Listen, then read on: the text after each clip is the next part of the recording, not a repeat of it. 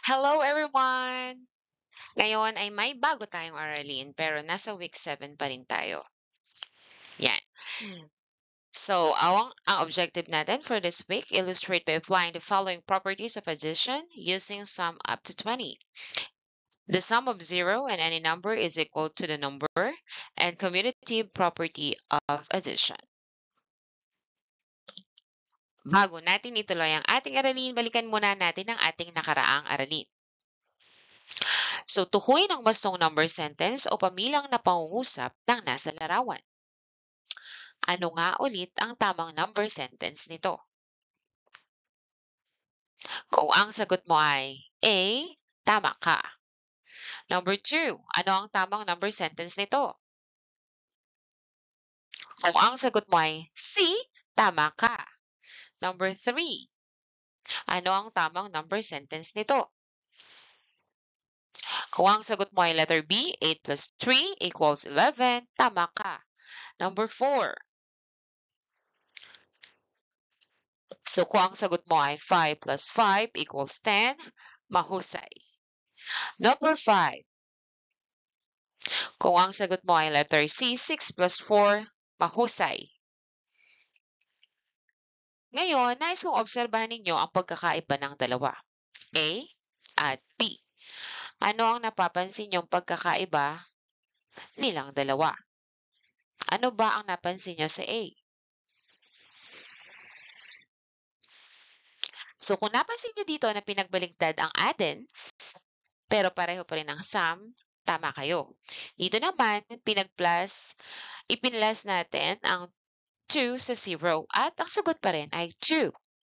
Alamin natin kung anong property of addition ito.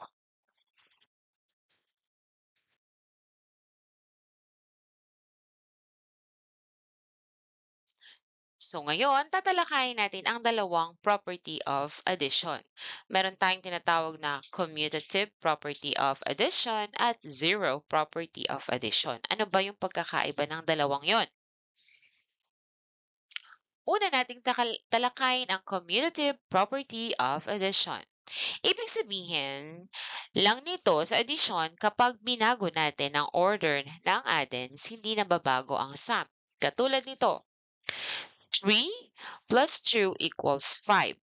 Pagbaligtarin natin yung addends. 3 plus 2, gawin natin 2 plus 3. 5 pa rin ang sum. So, ipinapakita sa commutative property of addition na kahit bali-baligtarin natin ang addends, yun pa rin ang magiging sum. Isa pang example nito. Yan, tingnan nyo to. Yung illustration natin. So, dito nauna yung 3 red na flower, then dito yung 2 na yellow flower. Binaligtad natin, nauna dito yung yellow flower at sumunod yung tatlong flower. So, pinakita dito na pinagbaligtad pero 5 pa rin ang bilang niya. Kagaya din ng halimbawang ito. So, dito, tingnan ninyo. 6 plus 3 equals 3 plus 6. Ipinapakita lang dito na ang 6 plus 3 ay kapareho lang ng 3 at 6.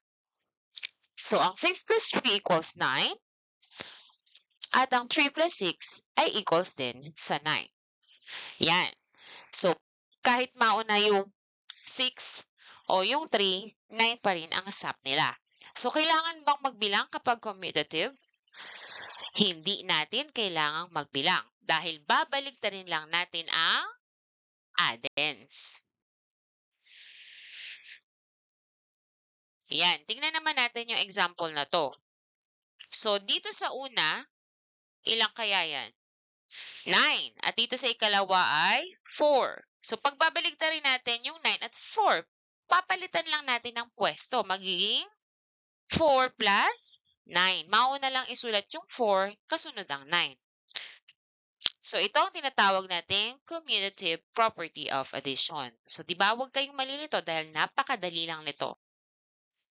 O sige nga, subukan ko nga para mas lalo niyong maunawaan. Isulat ang katumbas na addends ng nasa larawan. Ano kaya ang isusulat natin dito? Siyempre, ito ay 3 plus 2 equals, baliktarin natin ang 3 plus 2. 2 plus 3. Kasunod, ilan kaya ito? So, meron tayo 8 plus 7. So, paano natin ito babaligtarin? So, ang 8 plus 7 ay kapareho lang ng 7 plus 8. So, kung nauna niyong isulat ito, pagkatapos sa ito, babaligtarin nyo lang. Mauunang isulat yung ikalawa, eto na, at isusunod nyo to. So, pagbabaligtarin lang talaga. Yun yung commutative property of addition. Kasunod.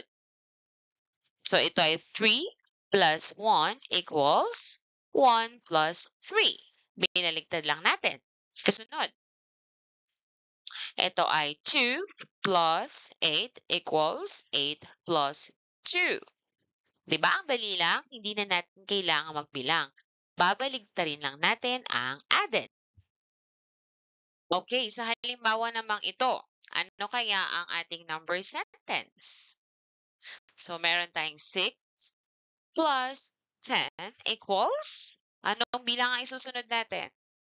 Tama, 10 plus 6.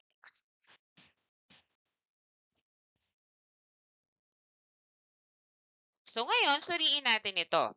4 plus 2 equals 2 plus 14. So, ang 4 plus 2 ay katumbas lang ng 16. At ang 16 ay 2 plus 14. So, ipinapakita ulit dito na ang addends kapag pinagbaliktad, hindi mababago ang sum o hindi maapektuhan ang sum. At yon ang tinatawag nating commutative property of addition. Kagaya rin ito, 20 plus 5 is equals to 5 plus 20. Ang 20 plus 5 is equals to 25 at pag pinagsama ang 5 plus 20, 25 pa rin yun. So again, this is commutative property of addition. So ngayon, magsanay tayo. Yan, maglabas kayo ng papel. Kung may show me board kayo, mas maganda para mas mabilis ninyong masagutan. So, ang ilalagay nyo lang, ang gagawin nyo lang dito, isusulit nyo kung ano yung nawawalang addends. Okay? So, 8 plus 7 equals, ano kayang nawawala ditong addends o number? Siyempre, 7. 8 plus 7 equals 7 plus 8. Yan. Next, 10 plus 5 equals 5 plus Siyempre, 10. So, titingnan nyo lang, alin yung hindi pa naisusulat na addends, yun na yung sagot. So, dahil nandito na yung 5, 10 ang wala. Next, 13 plus 3 equals 3 plus 13. Next, 20 plus 10 equals 10 plus 20. Next, so dito, ano kaya ang nawawala? Tingnan nyo itong dalawa. So, meron na tayong 23 na ito yon. Anong number ang wala pa? So, ito yung 22. So, 22 plus 23 equals 23 plus 22. Dito naman, nawawala yung number dito. Alin kaya dito ang ilalagay nating number? Siyempre, dahil ang 31 ay nandito na, ano na lang ang nawawalang number? Ang 4. Kaya ang sagot dyan ay 4. So do a finger heart if the given example is a commutative property of addition and thumbs down if it is not. So kapag commutative property of addition, mag-heart kayo. At kapag hindi, thumbs down. 8 plus 5 equals 5 plus 8.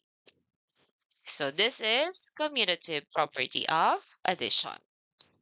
4 plus 3 equals 3 plus 4. All right, so this is also commutative property of addition. Next, 4 plus 2 equals 3 plus 4. This is thumbs down kasi hindi sila magkapareho. So, 4 plus 2, dapat ito ay 2 instead of 4. Next, 1 plus 7 equals 7 plus 1. Okay, very good. Next, we have 9 plus 6 equals 6 plus 9. So, this is also commutative property of addition. Yan. So, I hope naintindihan nyo ang commutative property of addition. So, meron tayong ditong panibagong istoryang suliranin. Si Eric ay gustong-gustong mangolekta ng mga bato. Nakakolekta siya ng 5 malalaking bato. Ngunit hindi siya makahanap ng mga bato na may katamtamang laki lamang. Inilagay niya ang mga bato sa mesa. Ilang kayang bato ang nasa mesa? Tingnan ninyo. Ito ang 5 malalaking bato ni Eric. At wala namang siyang nakuha na katamtamang sukat ng bato. Kaya ito ay 0. So ngayon, 5 plus 0 is equals to 5. Malaking bato ay 5 at ang katamtamang bato ay 0. So ang sum nito ay 5. Kapag isinama natin ang 0 sa kahit anong bilang, yung bilang na yun pa rin ang sagot. Kagaya nito, 5, isinama natin sa 0, 5 pa rin ang sagot. Kasi dahil wala naman tayong idinagdag dahil ang ibig sabihin ng 0 ay wala. At ito ang tinatawag nating zero property of addition. Ang ikalawang property of addition na ating tatalakayin ngayon. So again, zero property of addition. Yan. So ito ang halimbawa ng zero property of addition. So 7 plus 0 equals 7 pa rin. Kasi wala naman tayong idinagdag. Next, 0 plus 2 equals 2 pa rin dahil wala naman tayong idinagdag.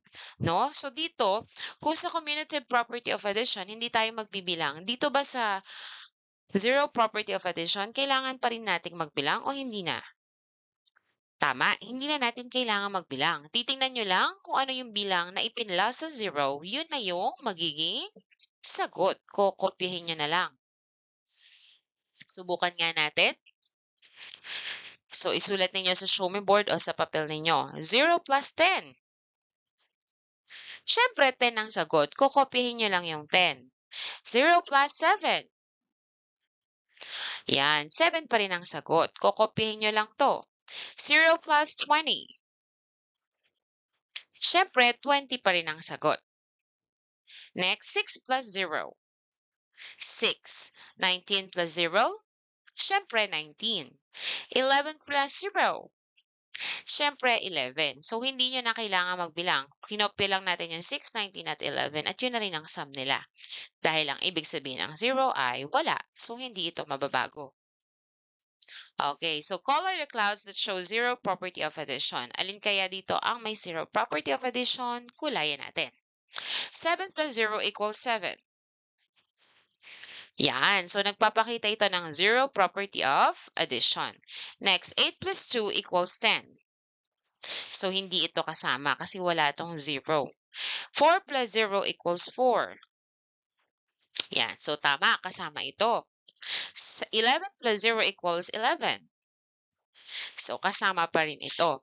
5 plus 1 equals 6. So, hindi na ito kasama.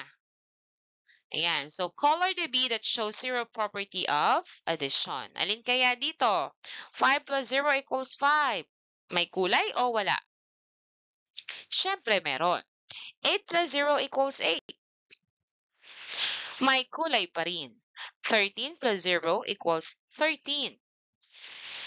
Siyempre, may kulay pa rin. 6 plus 1 equals 7. Ayan, may kulay? Wala. At ang huling may kulay ay 9 plus 0 equals 9. Tandaan, sa zero property of addition, hindi tayo magbibilang.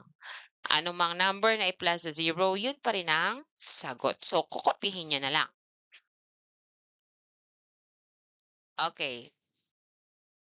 So, remember, ang zero property of addition ay nagpapakita na kapag isinama natin ang 0 sa kahit anong number, ang sum pa rin ay yung number na yon.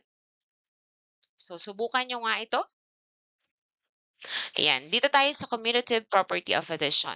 9 plus 5 equals blank plus 9. Ano kaya ang sagot?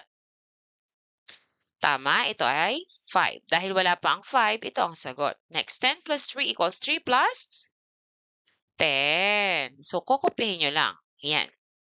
Next, 15 plus blank equals 4 plus 15. So the answer here is 4. Next, blank plus 12 equals 12 plus 3. So the answer here is 3. Next, 6 plus blank equals 8 plus 6. So the answer here is 8. So ngayon naman, tingnan natin ito.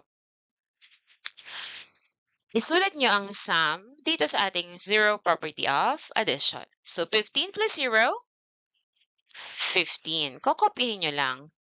16 plus 0, of course, we have 16. 13 plus 0, 13. 17 plus 0, 17. 18 plus 0, 18. And last, 14 plus 0 is 14. So, kung makikita nyo, kinopya lang natin yung mga number na nandito. So, ganun lang sa zero property of addition. Kokopyahin nyo lang yung isang addends na ipinartner natin sa zero at yun na rin ang sagot. So, sana ay naunawaan nyo ang ating aralin tungkol sa zero property of addition at commutative property of addition. Salamat!